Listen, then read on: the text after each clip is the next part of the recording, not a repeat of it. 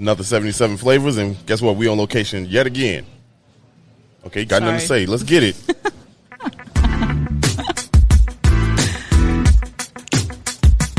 This is the podcast where we visit all 77 of Chicago's historic neighborhoods and discuss their heritage and taste the amazing food. And if you know anything about us, we love two things, food and Chicago, so I can't wait to burn this gas money. You ready? Let's get it. This is the 77 Flavors of Chicago, the podcast.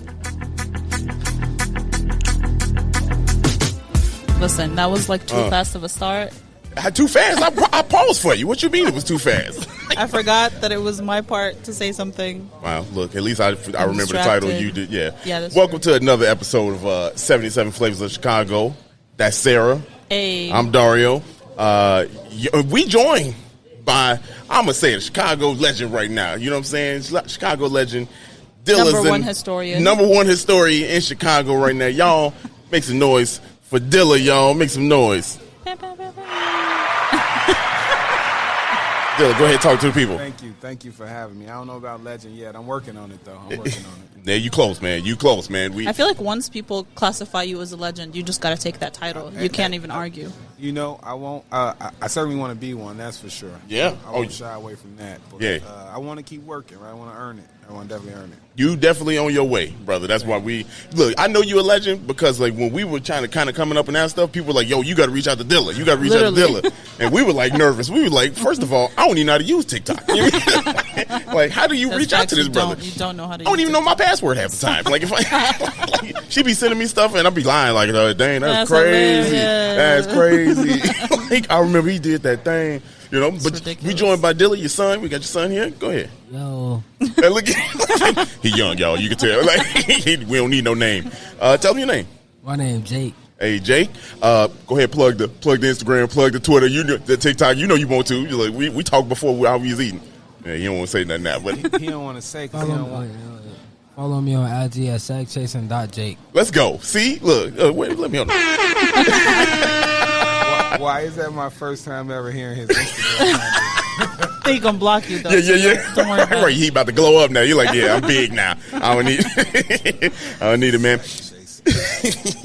Y'all, this is episode 8. We are in Auburn, Gresham, y'all. Yes, sir. Yeah, we in Home Auburn, sweet Gresham. home. Yeah, home sweet home. Let them know, man. Home with Dilla's in the house. Look. What's the vibe of this neighborhood? How do you? I'm gonna let Dilla talk. Yeah, it's an amazing neighborhood nowadays, right? One of our chief flag bearers is Father Michael Flager, right, out of St. Sabina. Oh, we gonna talk about it. So, you know, he's on the front line of Auburn, Gresham for us.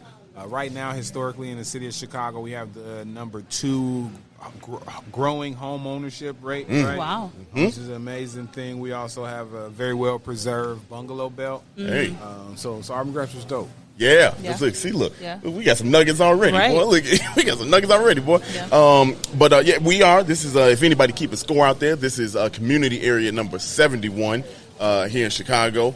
Again, Auburn Gresham. And how you feel about being in Auburn Gresham? That's for me. That's yeah. Okay. It's your turn. I've never been here before. Again, we just went to Gage Park. We did Chicago Lawn. Yep.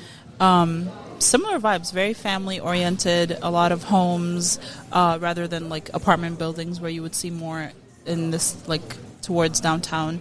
A lot of it looks like new businesses are coming up. We'll talk later about the snack of the day that we went to, but it's a pretty recent business, so that's really nice to see. It was we met with the owner and he talked about how he has a lot of hope for opening up new businesses and branches for his coffee shop too. So that's the kind of energy. It seems like it's a very, I don't know.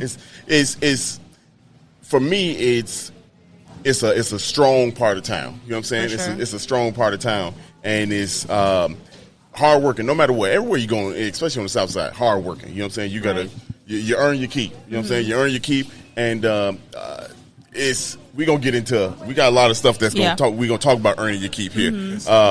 But that's how I feel about it, man. And we got some, I got some nuggets, but y'all already know I ain't about to talk that much on this one. This ain't a thing for me. But we gonna get into it. I'm gonna do it. This is This is our favorite part of This the is show You've right Been here. Taught segment. Yeah, this is We can't say the real name. I know, Dilla, you know what this is, but this is that part of Can't say that. Yeah, can't say That's what You've Been Taught. Yeah, you've been learned it. So that's what we're gonna call this section. So let's jump into it, man. Here's some things I didn't know. When like this part of town kind of connects. I'm nervous because Dilla probably gonna be like, no, But this was parts of Lake Township originally, and if you remember back to the Gage Park days, Lake Township was its own city in 1865. Yep. So again, I remember that. Yeah, I listened to that episode. You listened to it. You were there, weren't you? And it was annexed that was annexed to the city in 1889. But Auburn Gresham is actually was originally three community areas of Lake Township, and those community areas were Auburn Park, Gresham, and Brainerd. And Gresham, that area was originally called the Grove. So, boom, look. He's on it. You see me? Look. Hold on. Let me hold on. If I got the cosign. For census purposes, right? The U.S. Census also, when you're looking up the property history of places, you'll see that we still use Lake Township as a line of demarcation for property value assessment, but that's the only time you'll demarcation. That's a big word. Yeah, that's a big boy. Look, I'm up here saying the syllables in my head. Demarcation. That's 4 syllables. I know what it means. I can't spell it. That's all you need to know. Somebody ask you. Demarcation. That's it. That's all you say. So that's pretty interesting. Now here's the thing. Gresham was named after Walter Gresham. Walter Gresham was a U.S. State Secretary. Boom! Look at me! I told you I was prepared for this. Head nods and Hey, everything. look, you know what I'm saying? There's so many people that went to Gresham Elementary School, which is over there on Sangamon Street, Peoria Street. Mm-hmm. There's so many people who have sadly been arrested and taken to the Gresham Street, Police District station, right? And there's people who live in Auburn Gresham do not know who Gresham is. Right? So who is he? What? Oh, you said U.S. Secretary of State. Okay. Yeah, right? And so it's in early Chicago, we were super patriotic, right? Yeah. Because we missed the Revolutionary War. Chicago wasn't a thing before that. Yep. And so when we got a chance to jump into those type of things, right, we started naming everything after anybody. Right. Anything in the Civil War, you got a name for it. Douglas. Right. That's true. Yeah. Douglas was a perfect example of that. Let's see what else. What else I got here that I want to try to wow my boy with here. Wow, y'all be like, dang, Dario, you own your game today. Some dope ones. What's that? That was dope. That was dope. Yeah, I got. Look at me. Let me get. Hold on. I'm about to take mine. I'm getting my credit. You know. Jake's looking at you like, really? Yeah. Here's something else. In 1889. Also, I don't know if y'all know this, but the World Columbian Exposition was in 1889. 1893. I'm sorry, 1893. When also Auburn Gresham, those three, Auburn Gresham became Auburn Gresham when all three of them combined. Okay. But in 1893, you saw the boom that you were talking about in business because they had the trolleys and everything. Of course, it sounds crazy, but you know. There was one more neighborhood name before Auburn Gresham. Go ahead, talk about. Hold on. Wait a minute. I planned for this.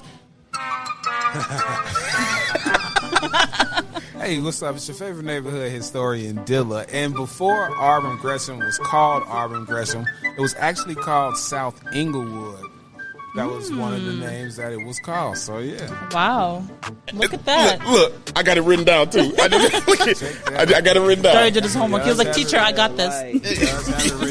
I got it written down. Look, hilarious. told you we were prepared for it. Right? We were prepared. Yes, it was South Englewood also. Interesting. Yeah. Pretty dope. It's right south of Englewood, right? In Yes. fact, depending on who you ask, right, either 76th Street or 75th Street is the demarcation between Englewood and Auburn Gresham. The city says 76th Street. The people who live here say 75th. Okay. So I'm gonna go with the people. You know what I mean? Yeah. Because a lot of times it's business. Right. There's a bend between like Halsted and Vincent's. If you're going 75th Street, but then it makes you turn the dead end, right? So like we count that area too. Oh, Okay. wow. Okay. There you go. In 1889, I kind of went out of chronological order here, but 1889, Calumet Township High School was formed, and the significance of that is it became a CPS school in 1900, and that CPS is that old? Yeah. Wow, I didn't see. Okay, I don't know anything about Chicago history other than what I'm learning on this podcast. Yeah, man. Look, so I thought CPS was a lot more recent than that. But that's CTA is a baby as far as Chicago institutions, but no, CPS is pretty old. Out of Really? 1860s. Wow. Yeah. So my jokes about being from CPS, anybody can relate to. Yeah, for real. Like, anybody can relate to them. But that closed down in 2006. Sadly, I'm an alum of Calumet, so it hurt my heart. There's a couple. What's that Usher movie? Light It Up. Light It Up. Was Yeah, filmed Light It there. Up. And so, terrible story, man. I went to high school during what they call zero tolerance. That was like right now, right? You guys, everybody in the world want the mayor or some politician to do something about the crime, right? So at that moment, they wanted them to do something about the high school dropout rate, and they wanted them to do something about gangbanging in high school. So their big, bright answer was zero tolerance, meaning if anything you did had any kind of affiliation with gang whatsoever, you were expelled from the school and you couldn't go back to CBS for a whole year, right? Which typically, right, you're not going to go back to school. Yeah, right. No, you're not. You're done, right? Yeah. And so I live on a block with certain gangs. I try not to shout out any gangs because I don't want anybody to say I'm on one side or another because you got to watch that here in Chicago. Yeah. So I live on a block with a certain gang that I grew up around, right? You grow up around these people, you know them, you play games and baseball with them and all that. So I'm walking the hallway and he's getting his ass handed to him by two people from another gang. And it's hard not to think about it as an adult right now and to put myself in that 16-year-old brain, but I'm thinking if I'm watching him get jumped, how am I going to go home? Right. Yeah. You know what I mean? If I'm getting jumped, I don't care if I'm not affiliated or plugged in or not, I would want him to snatch them off me too. So I got them off of him, and we all four got kicked out of high school for a gang fight. Wow. So for a year. That was the end of my CPS career. I ended up going to an alternative high school called Olive Harvey Middle College. Yeah. Thankfully, a lady by the name of Hella Hawkins, that was her mission, right? And so, I've been in Paris, I've been to Guadalajara, Mexico, went to New York. She took us on college tours. Our final project to graduate was this 8-mile walk down King Drive, which is Bronzeville. They have the Bronzeville Walk of Fame on the ground. Yep. So you had to write down all the names that you saw, and then they matched it up with the real names to see if you missed one, right? It took us hours out there sweating, but... so that's where your history... You probably got a lot more experience going that route than a regular CPS student. Yeah, holy cow. And so we just heard from an alum, so to say, of CPS, but who also went to Calumet? Shaka Khan. Shaka Khan. She's not an alum. She didn't graduate. But she went there. And Kirby Puckett, for the sports fans out there, Kirby Puckett, MLB Hall of Famer. He also went there, and he is an alum because he graduated. So he graduated. I forgot to write the year down, but it was the old. So 73, I think. I think it's 73 or something like that. But he graduated from there. So pretty dope. Yeah, pretty dope. awesome. You ever seen a show called Night Court? No, I didn't see it. It's an old school show. It's called Night Court. A lady by the name of Marsha Warfield went to Calumet. Yeah. I saw her name and I was like, I don't know who it is. I don't want a false flag out here. You know what I mean? But it's a lot of business people that went there too. One of my favorite things to do is to go through but it also upsets me, right? Because you go through the yearbooks of Calumet and you see the demographic change, you see the white flight happen, but you also see cool stuff. Like the class of 35 went back, and everybody in the class of 1955, they assured them a job. Wow. You know what I'm saying?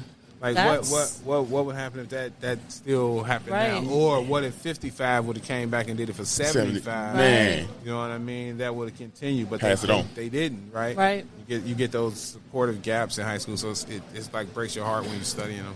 Wow. You've lived here your whole life, right? Yeah. So what kind of changes have you seen over the last, I don't want to, few decades? So for sure, a couple decades, right? At least memory, 30 years, right? I got memories here in Auburn, Gresham. I seen you know what people often miss when we talk about resources in African American communities, Southside communities. It isn't that they're not there; they get plundered. Right.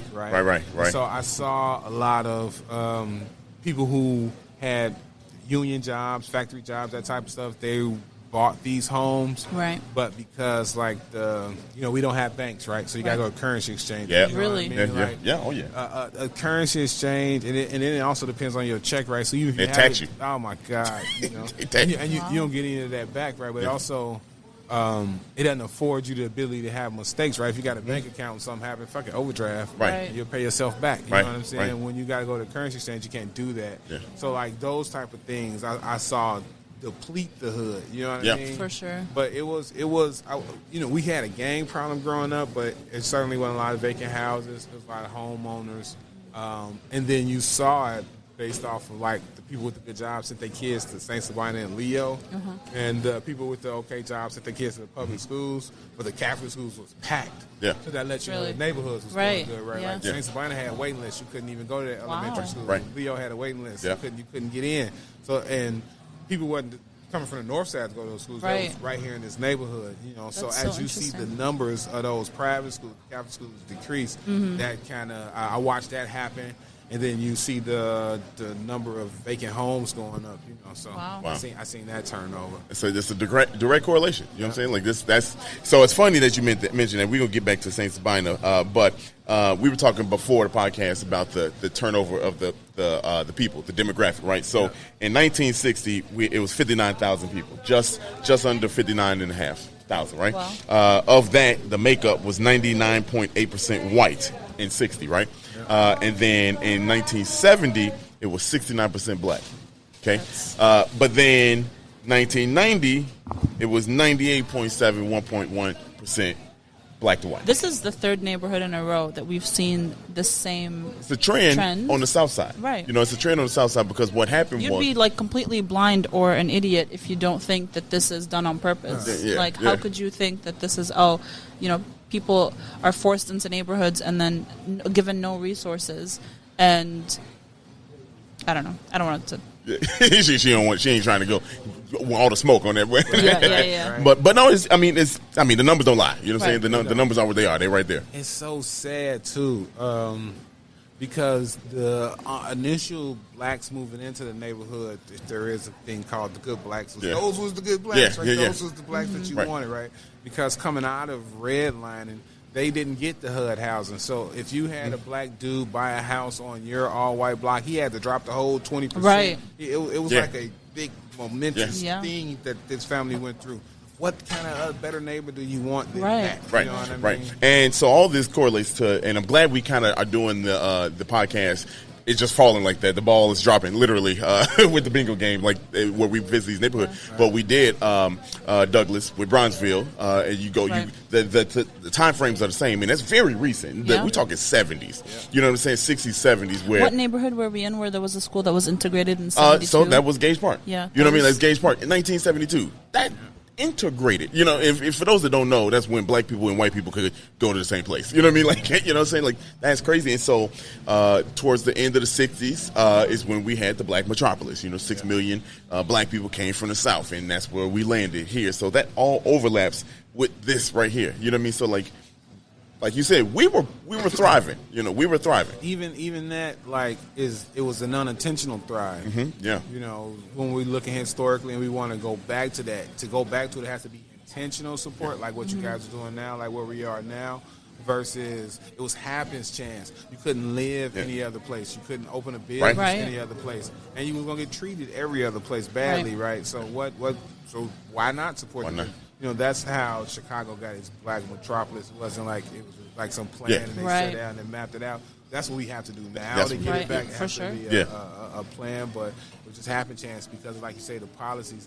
3/4 of the city had a racial covenant that didn't allow for African Americans to move into those neighborhoods. Wow. Until that was overturned in 1948. Wow. Yep. That is so recent. Ain't that crazy? It's recent. Like my grandfather was alive. That's recent. Was already born. Yeah. Another thing, we talking about bungalows, right? Mm-hmm. No bungalow in the city when it was built brand new had an African American family. Wow. Wow. So it's called a bungalow belt, right? If you look Yep. at it on the map, Yeah. you'll see it stretches around the map of Chicago Yeah. like Yep. this waistline. Yep. Like waistline. Yep. And what's outside of it is minority neighborhoods. Mm-hmm. You've been, you guys were just in Douglas, Right. that Bronville's his Yep. black neighborhood. You've never seen, there's no bungalows. Right. There's no two Right. flats. Right. But you have to also remember, like, that was the only new construction being built in the 1920s and 30s here in Chicago. Right. And even those the post-World War II houses, the shorter houses, right? The picket fixed houses, Yep. right? Yep. Right. There ain't none of those over there neither. No. So there was zero new residential construction in the black neighborhood. Really, to now, right? They have like marginal Yep. projects, but nothing substantial. Yep. But the whole around the city got brand new brick bungalows that are still Yeah. standing today, right? So it very much intentional. And then the second they got access to those houses, right? Yeah. Every black bungalow owner is the second generation Yeah. generation Right. birth into that bungalow, right? Not the first. And so even I love my bungalow. I can't see how anybody gave them up. Right. Right. And look, my grandma, we stayed on 79th, you know what I mean? Like, so I've seen them, that's just the way you live, you know what I mean? Like, they nice. You know what I'm saying? They really nice. We did not appreciate them as kids like No, we should. we didn't. No, we did not. Boy, it was so slept on, man. Yeah. And like Slept on on, because bro. like that's got a different vibe. You know what I mean? Than I don't know, a suburban house. You know what I'm Right, saying? Like right. it's just got a different vibe. I feel like it's got culture to it. You know what I'm saying? It's got culture and it's got history to it. Yeah. If you really think about it. So we visited when we were in Douglas. In Douglas is the only consecutive row of houses that Frank Lloyd Wright had built. yeah. You know, so and so Brown, we. sir, what's the name? It's gone. I can look it up in my notes here, but Lesser Chester. It's getting ready. yeah, Robert W. Rolson houses.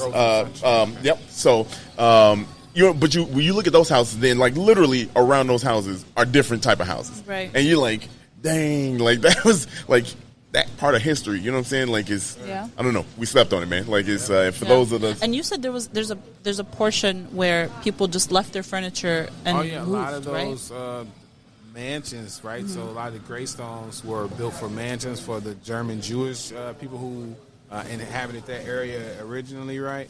And then so the Gold Coast built up on the north side. Yeah. So what they would do is they would keep living in their, South Side mansion until the construction was done. And then, back in the day, right, they were uber rich, so it'd be furnished and all that. Yeah. And then they would just never come back Yeah. to that mansion. And then the city would end up owning it for taxes, and then some, like, enterprising dude would buy Yep. it. They would cut it up into, like, 8 apartments. Wow. Yeah. So if, especially for you, right, Right. in your studies, you'll hear people say, like, slum tenement houses, or you'll hear the stories. It's starting to fade now, but there used to be a lot of prevalent stories of, hey, we lived on the third floor and we had to share a bathroom with 3 families, right? Right. You'll read that in books. Yep. It's because it was a single family house. Yep. They had a Wow. bathroom on the first floor, bathroom on the second floor, bathroom on the third floor that they converted into 10 apartments. Mm-hmm. You know Wow. what was the number one cause of death for children in Chicago during the 1920s, Mm. 30s, and 40s? Fire. Because if your middle neighbor wasn't home, you couldn't even get out the building, right? Because again, it's only one Yeah. exit. Wow. That's insane. You got Wow. a good plate of watches, Raising in the Sun. Yep. That's very good. That they're living basically in the living room of a big mansion. Wow. The living room gets turned into a studio apartment. Right. And the person got to be home for you to get out the back door. Yeah. The fire is there and you can't go. Wow. Yeah, wow. Boy, look, this is why we got him on here. Like, Yeah. this is putting us on. Like, that's knowledge right there, man. I think a lot of people, you don't understand. You don't understand if you're not here. You know what I'm saying? If you're not here, you see what's on the news, you hear what you hear. You know what I Right. mean? But you don't It understand, could be like, 20 minutes north. yeah, you know what I'm saying? No Like, idea this, what's going on. Zero idea. this just happens down the block, really. You know what I mean? Like, Yeah. here in Chicago, we laugh and joke, everything's 15 minutes away. You know what I mean? That history is 15 minutes away from you. Right, You know what I mean? right. like, that history is right there. Yeah. Man, that's some good stuff, man. Like, I'm telling you, like that's why I like we doing it. It's just it's luck, y'all, that we on the South Side as much as we are. I'm loving it, but it's like it's luck that we actually educating so early in this podcast, because I'm sure, let's be honest, this is probably the lesser of known of the places. We go up north, people gonna be like, we know the north side, you know what I mean? Right, but right. you don't know about the south side. But Saint Sabina, man, I wanted you to talk on Saint Sabina because you said he's the flag bearer. Auburn Gresham, yes. Yeah, he's a father. What does that mean? So think about the Olympics are going on right now. Yeah. And you got the person that holds the flag of your nation and kind of is the brand leader, the brand ambassador of your nation, and this being Father Flager. You want to talk about white guy too? White guy. You have to really be carrying the flag for a bunch of brothers. Right, and Jordanian to be sitting at the table, bigging you up as a white guy, right? Yeah. Southside So that's Chicago. like the face of it. Like, Yeah, he's if there was a face, you know what I'm saying, I would definitely say Flager. He probably don't know who Father Flager is. He got a picture with him though. You remember that picture? You got a picture? He has a picture with Father. That's Flager. fine. Wow. Hey, look, I want a picture with Father Flager. Father Flager, if you're out there, man, I'll come back down here, man, get a picture with you, man. But he's done so much to kind of like really ambassador, you know, what this to make the community better, to make the community like in a good light. Equitable. Yes, in a good light. You know what I'm saying? Like, you know, you're trying to find a picture.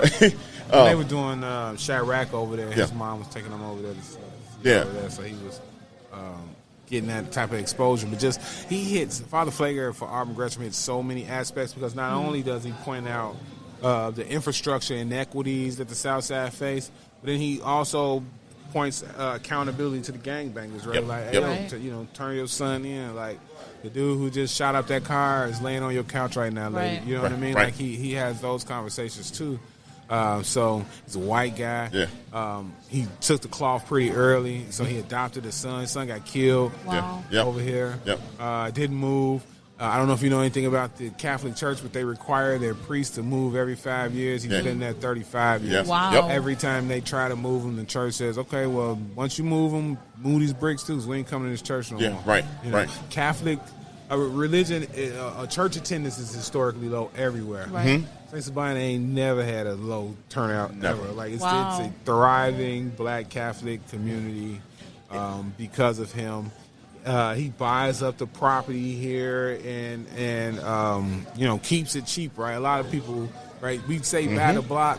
What people's idea of that is buy the 2 flat, fix it, and then charge Section 8 $2,900 a month so that you Right. can make your money. That's Right. not. Don't buy the block if that's what you feel. No, Right, don't right, bet. for What sure. Father Flager does, he buys the 2 flat and he charges market rent.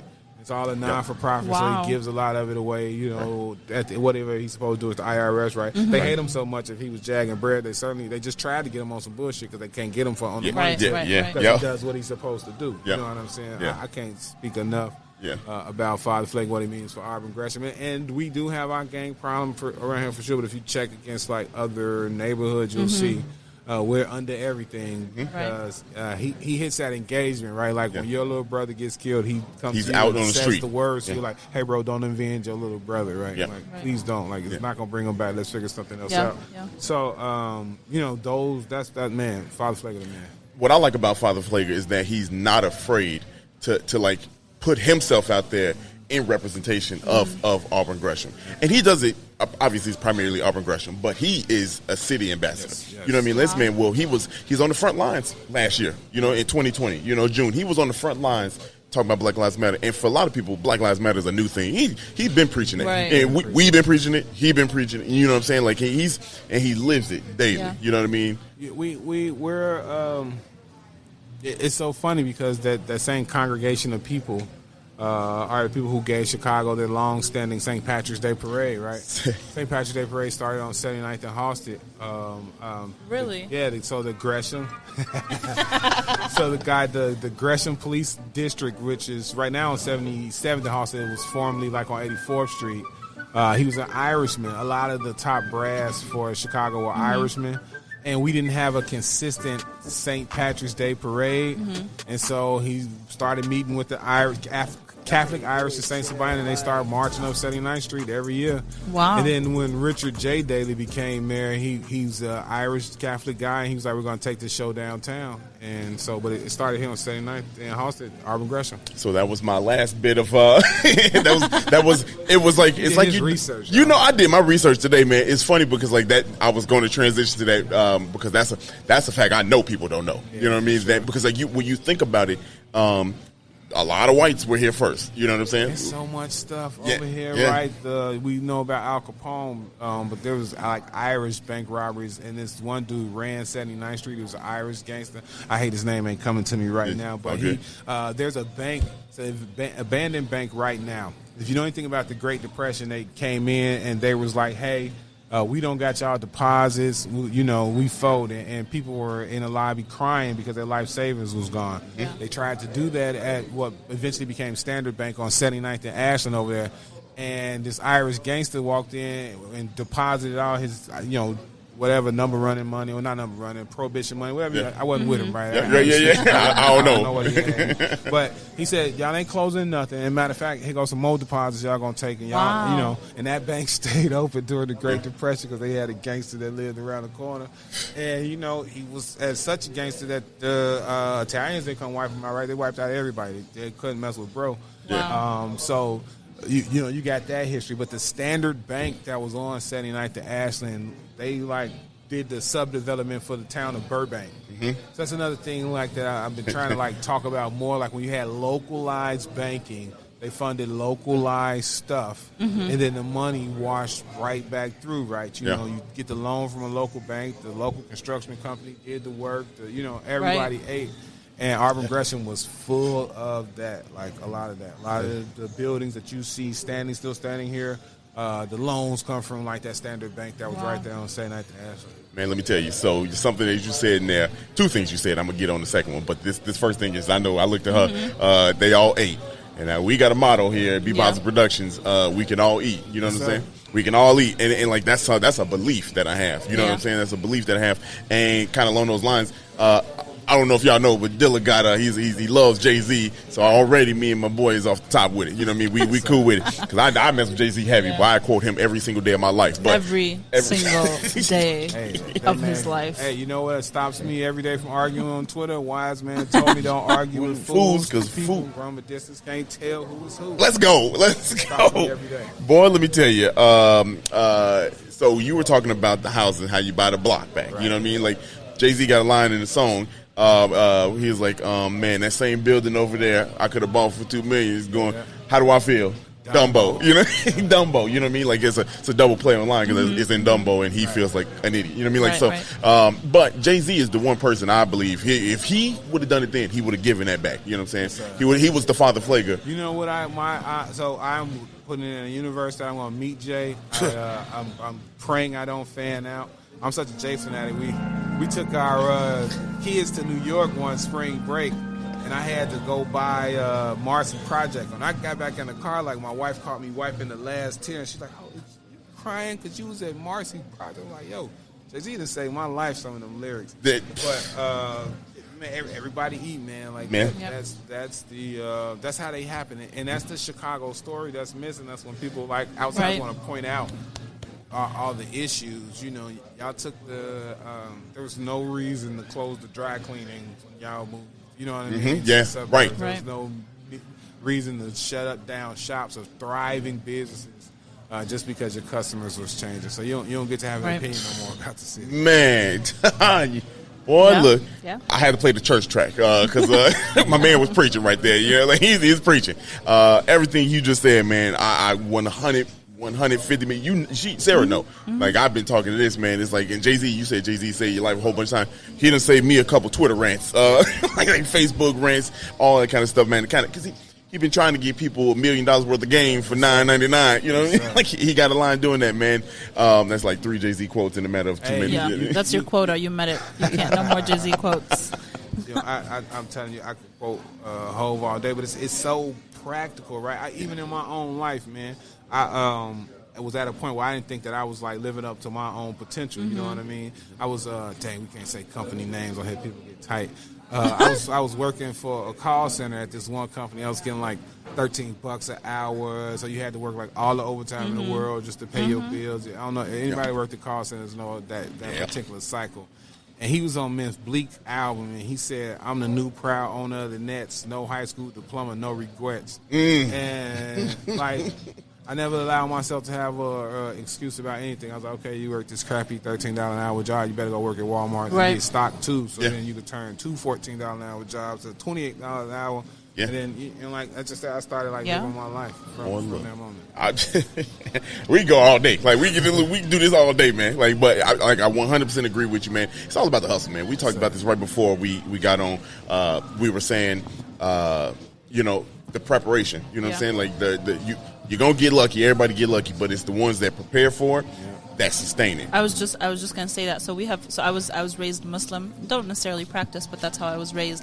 And we have this thing where we say that like God already knows everything that's going to happen, but that doesn't mean that you just sit around and wait for it to happen. So He knows you so well that He knows if you're going to work hard and make what you're meant to be happen, or if you're just going to sit around and not do anything about it, then nothing is going to amount to anything. And, I'm not a very religious person, but I do definitely believe in that, because every religion, every belief has that idea of, like, manifestation. Like, if you believe that you're going to be able to do certain things, you're more likely to do them. Do it. But don't just sit around and, you hope for that to happen. And I often, don't like the idea of picking ourselves up from the bootstrap. I hate that, because that is that's such an unfair. Because the bootstraps wasn't always there for us. Right. That was Mayor Richard J. Daley's thing, right? So everybody throughout the years, he's a mayor for a long time, and if you look when he was the mayor, a lot of historical changes, including white flight, happened under him.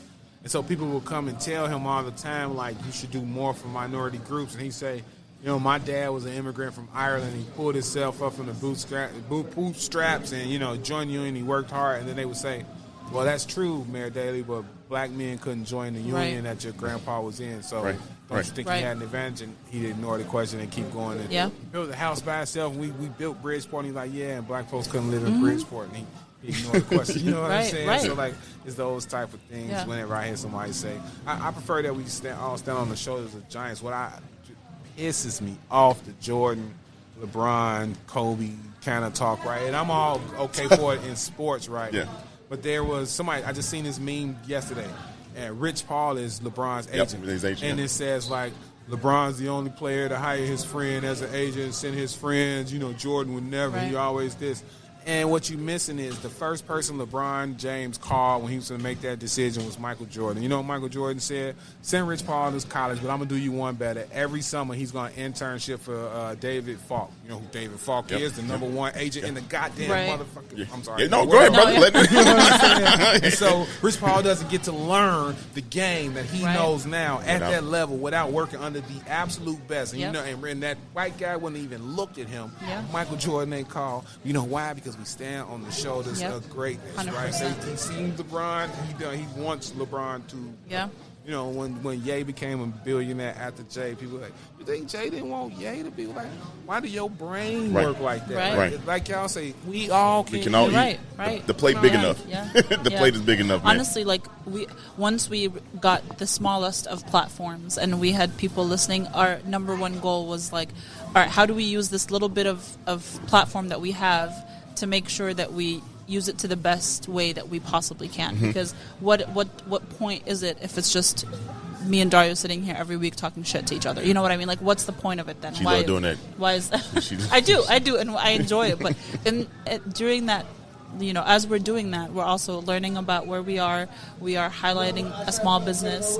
We are meeting up with organizations, with people that give insight, and however many people listen to us talk every week, they're also learning something. If you don't like 90% of what you listen to, but 10% taught you something, that is more than we can ask for. Because there's so much bullshit everywhere else, and people are so quick to assume that if someone else gets on, that means they can't get on, because that's it. There's only allotted for one person, not everyone else. And not the case. We can all eat. Speaking of all eating, we're gonna get to the food part. One last fact to get out here. Again, notable person of Auburn Gresham, John Lyle, pilot and member of the Tuskegee Airmen. He is from here. Y'all know World War II vet, the Tuskegee Airmen, Tuskegee, Alabama, infantry of primarily all black pilots and airmen and folks doing their thing. Very famous. But yeah, he's from here, pilot and member. So there you got it. One of the first African American Secret Service men. Say that again. Hold on. Wait. One of the first black Secret Service gentlemen is from Auburn Gresham. You forgot the intro. Oh yeah. You know, your kids. They always gonna check it. It's the greatest thing you never wanted. That's how I feel about my kids. The greatest thing you never wanted. Right? He got it early in the show. Yeah. So. But man, look. Now I hope y'all learn a lot more about Auburn Gresham and those that's listening. Come out, visit, man, and spend your money. You're not. Nobody's gonna rob you. Nobody's gonna talk that talk. Anything to you. You're talk that talk. Look lost. Somebody's gonna ask you, "Do you need help getting somewhere?" Conversely, if you come over here staring at people, they're going to ask you, what's your problem? You know, a group of urban-looking African Americans, and you walk up and say, "I'm not from 63rd," like you probably gonna get your ass whooped. Yeah, you know. But, short of that, right? Like, come to Cafe 75. Go to Afro Cafe, which is also on 84th and Halsted, you know. Perfect plug. Go to BJ Market on 79th Street on a Sunday. If you are religious, stop at St. Sabina. They're on 79th and Troop. Leo High School has put several people in the NFL. You can pull by them. They are on 79th Street as well. And then there's like amazing building with all kind of terracotta. We got former movie palaces on 79th and Ashland that are 120-year-old buildings. Yep. So pull up. Yeah, pull up. Sure. Look, I'm telling you, all those things you probably didn't even know. You didn't even know. Yeah. You listen. I didn't know. I've been living here for like 10 years. Yeah, man. Look. There's a lot of history all over this place, man. And if you do your research, you can find it. And this is research. We did it for you, and it's been handed to you on a little podcast. Right. You ain't got no excuse now. But Dilla did mention we are in Cafe 75. If you're listening, you hear stuff in the background, you hear emotion because we are literally sitting in the dining room. Cafe 75. Yeah, they were so nice to agree to let us record here. Absolutely fantastic to let us do this here. And we had a lot of food. First off, Sarah, this is Sarah's part of the show. I'm done. Hey. I'm the backup now. Yeah, for sure. So what? How do you guys feel about the place that we picked? What do you think? Fantastic. I'm gonna be giving them a lot more of my money. It's really, really good and affordable prices too. There you go. And we're gonna do a run over the prices in a second. But it looks like it's family owned. So we met the owner. Mm-hmm. She came over to the table, said hi to us, and we asked her if we can record. Super nice. Yeah. Her daughter works here, so it appears to be like a family owned spot. And it's. What do you think, Dyer? First of all, look, the food was good. It's a little warm in here. You know what I'm saying? You know what I mean? That's what happened. The kitchen is right here. The place is spacious too, so it ain't like you ain't even sitting on top of each other, man. Like we got a whole studio set up in here and ain't bothering nobody. Yeah. You know what I mean? I mean, we might be. I don't know. Yeah, right. Well, ain't nobody said nothing yet. So. But it feels good in here. It's nice, man. It's clean, man. Some dope art on it. The first thing I saw was blessed, and like y'all know me, man. I live by that, man. Like so, like I saw that and I was like, oh, that's fire. You know what I mean? Then they got another sign that says "Gather the Grateful Hearts" out here, man. It's to me the vibe feels like you're welcomed. Right, you know what I mean? right. Like we ain't out of place being here. What you think, Jacob?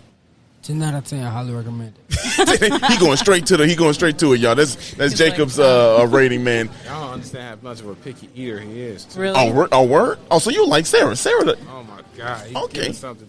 You know, the bad part about agreeing to do this with you guys is that anytime I bring home something that's not this, something like, wow, you didn't go to Cafe 75. Oh, so we spoiled them this time, huh? We got it. Yeah, there's a little bit of everything for anyone here. There's a full breakfast menu. They have skillets, and then they have some pancakes and French toast that stood out. That's what you got. You got the peach cobbler, Yeah, right? Peach cobbler, French toast. It was real good. Yeah.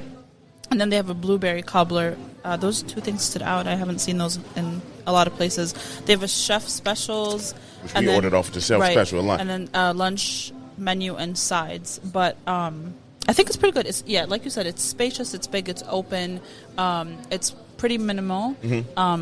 I think it's more meant to. You could obviously sit down and eat because there's tables everywhere, but a lot of people take out. My wife something to go. Yeah, I was gonna say we got to make sure you don't go home empty-handed. No, we get. And it's very convenient to like take out. So and everything we ordered came in the boxes already. Takeout containers. Which is fire. Which was perfect. And it looked like everything was made right to order. Yeah. Because it was nice and warm. Yeah, it was nice and warm. It wasn't like cold. Jacob had French toast and eggs and bacon. I had bacon, eggs, and pancakes. Oh, pancakes? Yeah. Okay. And then we got Dario, of course, got the burger. Y'all, look, don't let her do this to me, y'all. I love burgers, so what? It's on the menu. Of course. And then we got the blackened chicken panini that comes with roasted red peppers, caramelized onions, and cheese. That was... First of all, y'all, I don't think y'all heard what she said. Blackened chicken panini. Yeah, we done had chicken paninis before. That's normal. Yeah. But blackened chicken? Yep. I didn't hear when you ordered that. I would have asked for a piece if I'd have heard the. But we got half if you want. Nah, it's over with. It's coming home with me. Too late now. Too late now. Gumbo. We had the gumbo. We had the gumbo, seafood gumbo. Yeah. Which was it's. Let me tell you what's in it. It's shrimp, blackened chicken, andouille sausage, green onions, tomato, bell pepper, and it's served in rice. You can get small, which is not small. It's not small at all. And then they have a large, which I assume serves more than one person. Heavy-handed portions, boy. I'm telling you. Yeah, for sure. I took a couple bites. I was like, nah, look. And the gumbo is hot. And it's like 52 billion degrees outside right now. Yep. I think I'm going to bring my wife home some gumbo. Take it, bro. That gumbo is fire. Yeah. Like, you're going to love it. Yeah. And then we got the shrimp and cheese grits with butter sauce. Yeah, I ain't had none. So the What shrimp was that and in? grits, the shrimp portion of the shrimp and grits tastes like the gumbo. Oh, okay. Yeah. Oh, so it got the same spices. Right, and same shit. thing. Okay. And then Scoop them out of the gumbo. You know what I'm saying? Hey, share this. Hey. Like, there you go. and then we got the smothered chicken and rice. And that's smothered chicken. It's smothered fried chicken. Smothered fried. Look, let me tell you. Sarah took the fork and like dug it in there. You saw that too, Jake? Right. I You didn't saw even that? need to cut Yeah, anything. Yeah. She didn't have to cut it. She just twisted it up like it was spaghetti. Yeah, literally. Dripping it all over the place. Huh? It was dripping all over the place. It man. was. Look, I was licking a lot my of hands. gravy. Look. And you can order it with potatoes too, but I ordered it with rice. It was pretty good. You ain't got potatoes. That's a KFC chicken bowl, basically. Basically. Like, but better. You know what I'm saying? Yeah, Like better yeah. chicken. They have some like veggie options. They have like a veggie skillet and I think a veggie burger, Look, vegetable pastas. yeah, I think as good as everything was, the burger almost feel like it don't belong. The burger's good, but everything else is It's so much better. Is like so fire. You know what I'm saying? Like, and we were talking. We went to the snack place first, and we were talking to the owner there, and they were saying how it ain't a lot of diversity when it comes to cuisine out here in the South Side. You know what I'm saying? Like what you get chicken, you get burgers, you get that kind of stuff. So, but I say this because the creativity and flavor and taste will have your ass thinking that it's different. You know what I'm saying? like that smothered chicken was fire, and the gumbo was really good. Man, look, it's poor people food, right? You know? So, and you know that follows us in those like migratory package. I did show at NBC, and I took them to Lim's Barbecue. Yeah, buddy. And so the guy was like, "Why not just a slab? Why tips?" And I was like, "Well, bro, you know the African Americans in Chicago got paid maybe 40 cents on the dollar." So you would buy 2 slabs, but you had 4 kids, so you had to cut them up. Right. And so even now, right, the restaurants do that to you now. You go to Buffalo Wild Wings, you get 6 wings, you're actually getting 3 wings, right? They're giving you the wingless, right? But your mind sees 6 wings, and so you get full. And so parents figured that out with rib tips, and so that's like why that's a staple here, right? You know what I mean? It's like a comfort food. And we try to look for, especially when we're out in the South Side, we try to look for places that really try to tackle the food desert, and giving people healthy options if they choose them, or different options other than what standard you would stuff. right, That's something else that happened with the sadly, right? The migration shift, migratory, whatever you want to call it, with the white flight.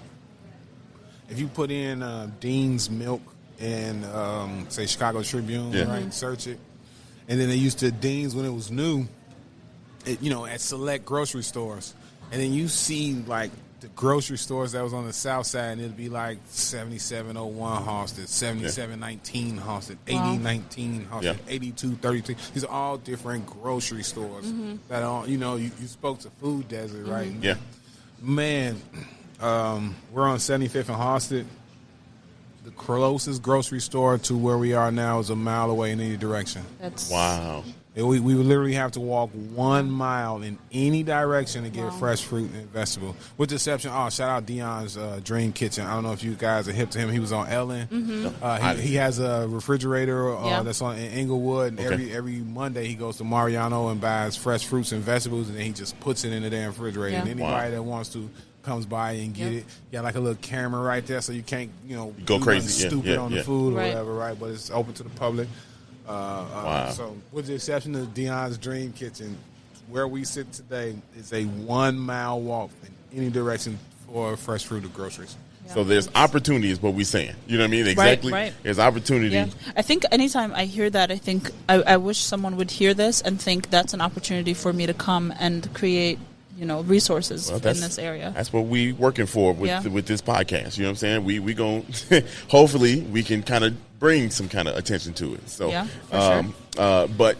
But here at Cafe 75 you get some options you where get some good options. Breakfast here's the thing. Breakfast, we order breakfast after 12. Right. So I'm assuming it's all day breakfast. Yeah, right. I mean, and the breakfast is fire. So if you want it, you gotta give him some points for that. Right. Breakfast can be served afternoon and it's good. And it's good? Yeah. Because like sometimes you be like, man, like I don't know how eggs gonna feel after 12. You know what I mean? Because it's a different feel. Back in the day when Soul Train came on, breakfast was over. You know what I mean? Yeah. But now, you gotta feel it out. But it was good. It looked good. I didn't have it, but it looked real fresh. That's what it looked good to me. They were yellow. You know what I'm saying? Like they were like bright yellow. I mean, they were, you could tell eggs by looking at them. Right. You know what I'm saying? Like they was bright yellow. Yeah. Actually, the most expensive thing on the menu is $20, and it's the T-bone steak. And I bet you get a lot. Yeah, and you get rice or fries or grits and 2 eggs. Because I want y'all to understand, the small gumbo It's huge. is not small. That's like for 2 people. That is 2 people. That's for sure. Because ain't no way in the world. And I eat a lot, y'all. That's fact. I eat a lot. I can't do it. What you think about the list? We already know Jake's rating. It's a 10. Jake's at 10. Yeah. I'm gonna give it like an 8 out of 10. That's pretty good. Oh, That's you pretty okay? good. Y'all? Why'd you dock 2 points? It's me being petty, right? I think it's too many options on the menu. Okay. I got to hit you for a little bit of that. Yeah. That was that last episode we talked about. Yeah. Pick your hot fire and make them Right. wait. You know what I mean? Like I could rock with that. Yeah, I could rock with that that. makes sense for sure. It's a little overwhelming. It's a little overwhelming. So And there's some that's repetitive things, So I'm gonna give it an 8.5 because of that. Because it's a little bit repetitive. Because we could have got the seafood gumbo or turn it around. I forgot what I was gonna get. It was a blackened. Oh, the blackened panini is like the same thing as the blackened something else over there. But and I was like, man, let me make a choice. You know what I'm saying? So basically, long story short, that's what I was doing. So 8.5 because of that. Could be more concise. But it was. I mean, the food is fine. Yeah, that was good. If we huge portions. Yeah. Sometimes I feel like huge portions. I don't know if that's a good thing or a bad thing, but leftovers is good with me. Right, that's true. That's true. Like I'm good with leftovers. Yeah. I'm telling you what I'm doing when I'm going home. Good sign too, right? Huge. They trying to get it out of the kitchen. You know, they don't want to take it out the next day or spoils. Right. Right? So give me all. Don't give me that little half square. You know what I'm saying? The whole thing on. Because lunch tomorrow about to be lit. Let me tell you, and I know it. If we basing it solely off the taste, impeccable. It's fire. You know what I'm saying? You ain't gonna miss off taste. Now here's the one, y'all. This is she gonna give it her score. I'm gonna just say that. Okay, she a cook, so. Okay, so the food is good, definitely repetitive. The flavors are this. There wasn't much of a difference between like the gumbo and the shrimp and grits. So I feel like that could be combined. The menu is too big. The place is pretty simple, which I don't think that's a criticism, but it's a little hot in here. As an overall experience, I would say probably like a 7. Okay. It's your pro. They better take that 7. Yeah, right. You know what I'm saying? Like, yeah. I feel like if I give a 6, I must have had a horrible experience. Yeah. That's pretty bad. Yeah, you really give a 6. bad. I mean, overall, man, Cafe 77. First of all, definitely gonna come back. For sure. Yeah, I would say next time I would probably take it to go. Yeah. That's. I mean, because it's a good take to go. Yeah. That's You know probably what most people are going to do Right. here anyway, because it's like limited street park. Right. I was just about to say So, that. We got lucky, but yeah, we walked maybe about a half block, and that's like a Chicago thing, Right, right that there. is for sure. that ain't nothing. Yeah, that's normal. You know what I mean? But Cafe 77, if y'all out here, man, 70. Where did I get 77? Yeah, We're Cafe 77. 75. Cafe 75, man. I'm sorry. Y'all come back and definitely check it Try out. it out if you're in the mood for some comfort food. The this is gumbo. definitely- or some seafood. This is definitely a good place to go. Yeah, if you want breakfast at 1 o'clock in the afternoon, Yeah. you know where to go now. That's the main entree portion of it. Before we get out of here, because we actually did eat before we get here at the little snack place. But y'all, man, we so happy to have Dilla on here, man. Honor. I had a blast. I'm having a great time. Bro, like I hope this ain't the last. Let's do it. Let's run it back, man. Let's just run it back at Even some if y'all time. in a different neighborhood, right? Yeah. Just For want sure. some, historical information on it, like shoot me. And then people are like giving me access to stuff now, like the City of Chicago Legal Library. Listen, we're never going to say no if you're like, hey, come record a podcast at somewhere. We're going to be like, we'll be there. Yeah, we definitely will come. Well, if you got a recommendation, shoot. Yeah, for real. We'll all meet together because I'm working on this project with the City of Chicago where we're going to start highlighting the top demographics of people here in Chicago. And we want to start with the indigenous Americans who are here. I don't know if do we still say Native American? It's like a change. I don't know. I think it was don't a know. change, right? I think it was a change. You Right. can't say. I don't know it though. So I grew up on Native Americans. Yeah. The newspapers call them American Indians. yeah. Oh, no, that's the one that you can't say. I'm referring to the indigenous Right. of Yeah, Americans. there you go. Here, right? But we're hoping to meet at like they got a Northside Chamber of Commerce, right? So if that comes through, I will call y'all just because Chicago doesn't pay them enough respect. Even the diagonal streets, right? Yeah. Chicago worked so well because of what they Right. laid down before. Like it was Yep. the grid, the diagonals, Alphabet. the way that you can get to the Chicago River to Lake Michigan, right? Right. And then they fought the railroads were laid down on a lot of their paths too, and so it opened the country up, and it was relatively peaceful, right? And it wasn't. Well, they got there was some removal and Trail of Tears, that kind of stuff. But it was just like that blind come through, Custer's Last Stand massacre type stuff Right. in Chicago. Right.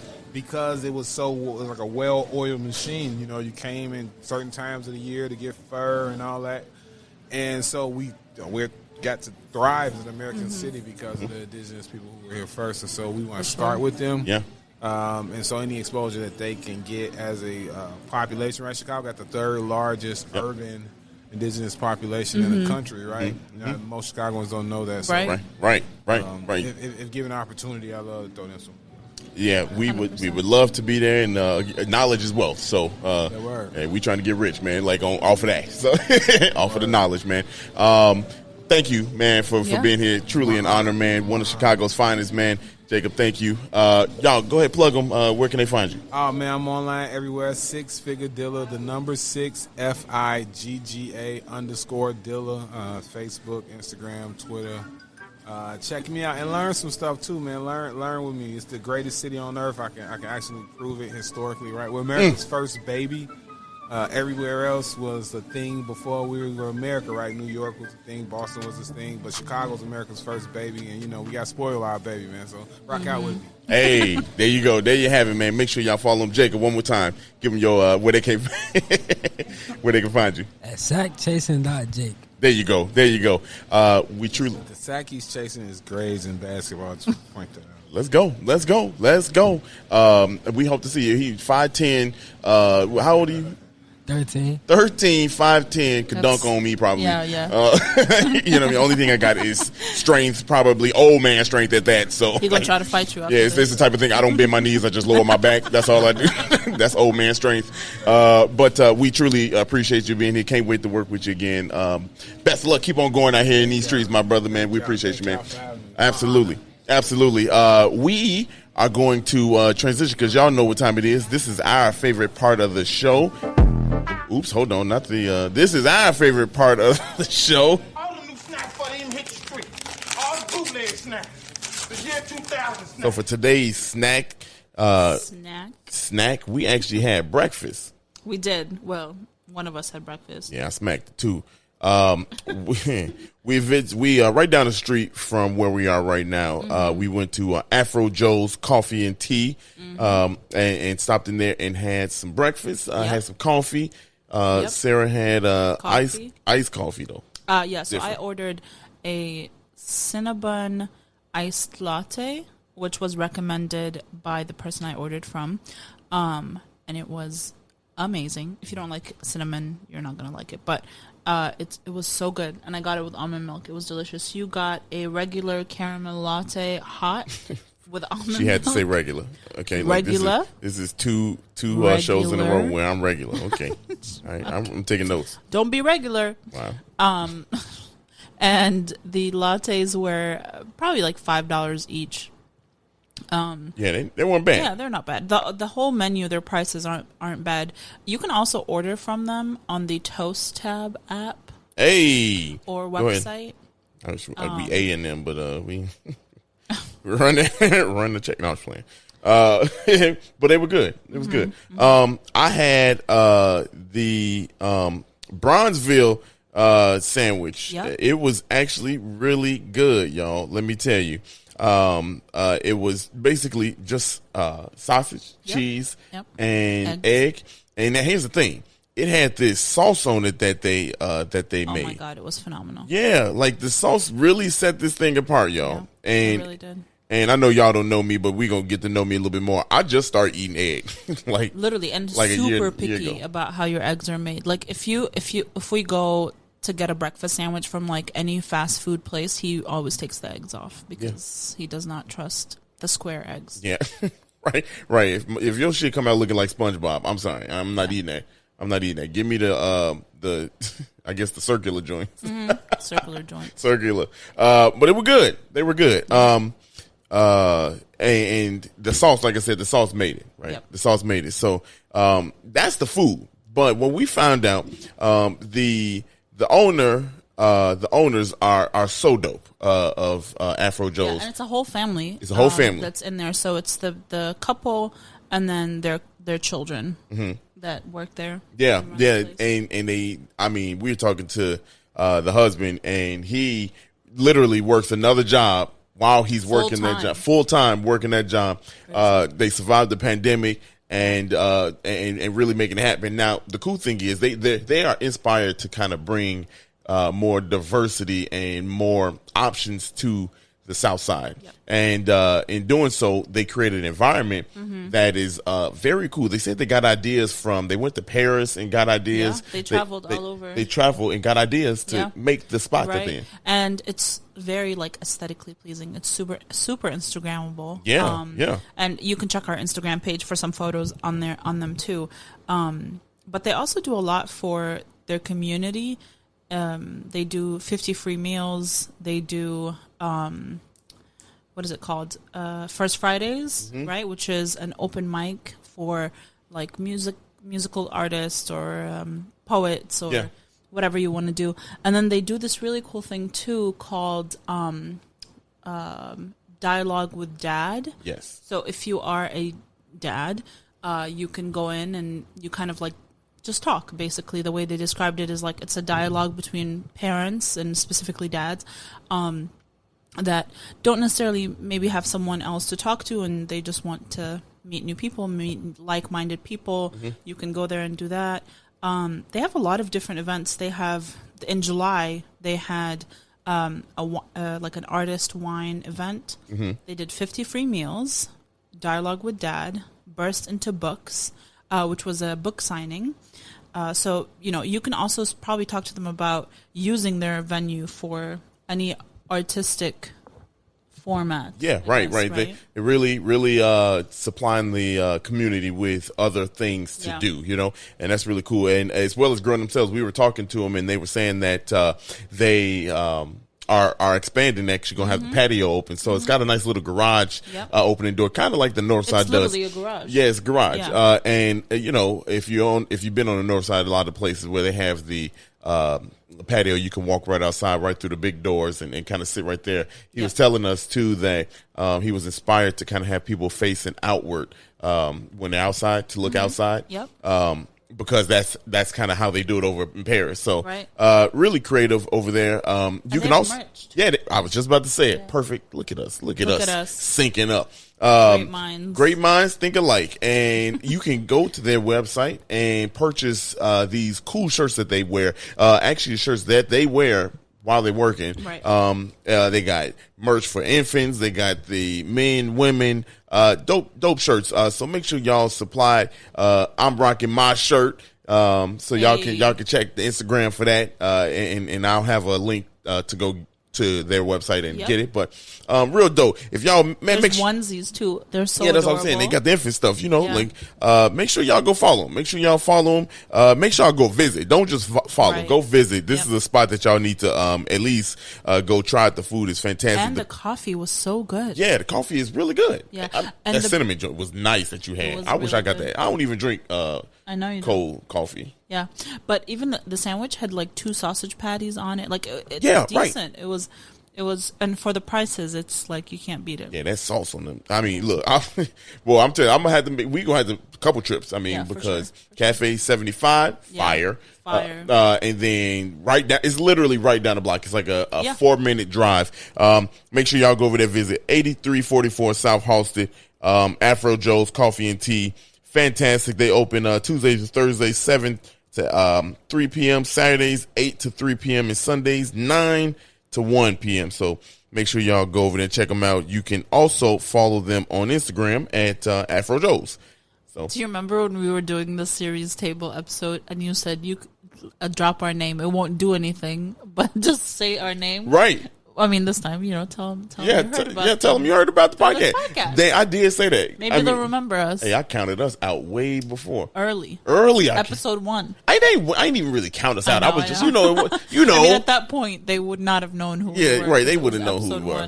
Now we a little. Yeah. We got a little business going on out here. Mm-hmm. We got another little thing before we exit out of here. We love to stay hydrated. We do love to stay hydrated. You want to go ahead and talk to them? So we have we reached out to this super dope company called Chicago Water Company. This is not a sponsored. This is not a sponsored kind of. I wanted to say post, but it's not a post. It's not a sponsored mention. Just us doing what we doing. Right, but they're a new business that provides 6-time purified water from Lake Michigan or the Great Lakes, and it's Chicago-based. The bottle looks like couldn't be more Chicago. It couldn't be more Chicago. All the stars on it. And you have the bottle. What's on the back? I actually met the owners, and when they dropped off the water, and they were just the nicest. Yeah. And we can't wait to work with them. We have some plans later. They're releasing some spirits, so we have some cool projects coming up with them. But yeah, we just met them randomly. We liked what they did. They offered to drop off some water for us to try, and we loved it. We love it. What they do. When I tell y'all, it is purified. You know what I mean? Like 6 times. 6 times. Shoot. I mean, look. And you know what's crazy? They're also a couple. So when I met Allie, the one of the owners, she said her husband was actually in the car making a call, but she said that they're also a couple. So that was really cool. Yeah. She was like, we have a lot in common. Double date. For real. Double date. I can never drink 5 times purified water anymore. Right. It's got to be 6. Got to be 6. And it's it's got to be Chicago Water Company. Cool thing about this is a portion of the proceeds when you buy the water goes to organizations strengthening the Greater Lakes and its communities, making this the smart water. Mm-hmm. For those who committed to contribution. Yeah. Also, the bottle is fully recyclable, I believe. I was just about to say, look at us, great minds again. I swear. Look at us. But yes, it's fully recyclable. Please recycle, reuse. Also, think local, drink local. Right. Shout out to the good folks over there at Chicago Water We Company. love anything Chicago, and if it's a good cause, we're happy to shout it out. They do a lot of other shit too. They do. They have merch. They have merch. You can buy their shirts. They say "I love" or "I" with the star Chicago, and it's in what's the font? Sans. No. Arial. No. The Times New Chicago Roman. font. Oh, Art Deco. Sorry. Art Deco. You say Comic Sans. Comic Sans. Wingdings. What?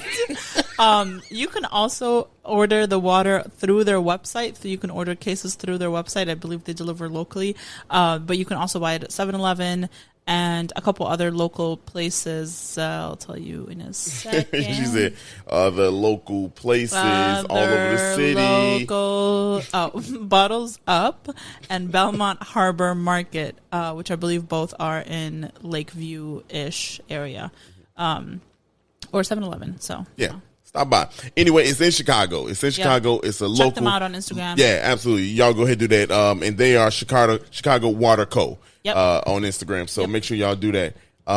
Dope episode. This was fun. This was so fun. We learned so much, man. It's good to chop it up with. We had 4 groups of people. Right. You know what I mean? Today. 3. I'm sorry. 3 groups. My math is off. I was like, that's one them. One them, 2 them.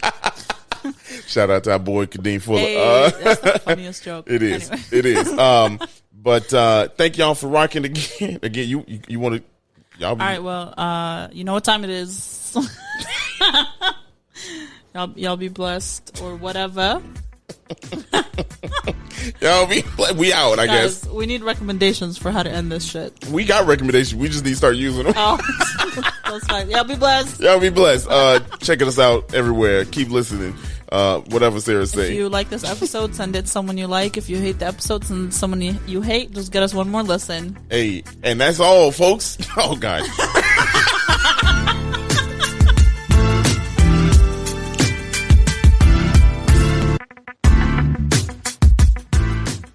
Hey, thanks for listening to this episode of 77 Flavors of Chicago. We hope you enjoyed it. If you can, please like, rate, and subscribe to us on all streaming platforms where you listen to podcasts.